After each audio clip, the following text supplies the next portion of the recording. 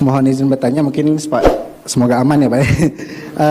Mereferal dulu sesuatu yang pernah diungkapkan oleh jubirnya Pak Anies waktu Pak Anies mencalonkan sebagai gubernur Jakarta. Beliau bilang ya politisi itu setelah beliau masukin ya kotor lah, tanda kutip, semuanya kotor dan penuh dengan kotoran dan itulah. Nah tapi kalau saya lihat Pak Anies kan insya Allah sebagai seorang yang bersih dan juga politisi yang amanah insya Allah Pak. Semoga ekspektasi saya benar ya Pak. Amin. Nah ingin ini Pak mungkin di-sharingkan ataupun dikasih tips dan triknya bagi kami yang masih muda-muda supaya nanti ketika ingin minat bergabung di politik itu tidak menjadi bagian yang kotornya ataupun tidak dikotori Pak. Tadi kotori dalam artian seperti yang sekarang sedang rame ya Pak, rekan Bapak.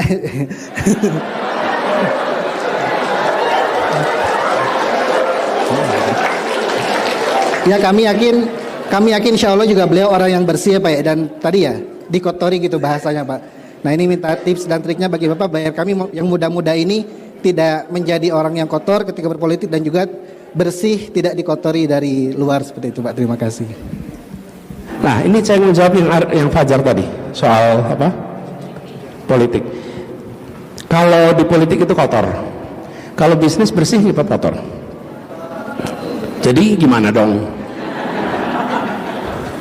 Jadi kotor dan bersih itu bukan sektor, baik di bisnis maupun di politik selalu ada praktek yang bersih dan ada praktek yang kotor. Tinggal bagaimana kita menjalaninya.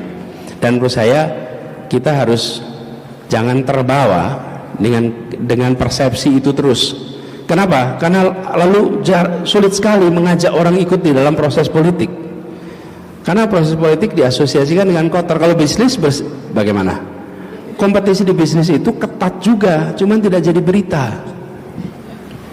Coba Indomaret sama Alfamaret, kurang ketat apa kompetisinya? Ketat sekali. Ketat sekali, tapi nggak jadi berita, bukan? Sampai bikin ini terus gitu. Itu lebih ketat daripada caleg-caleg kita.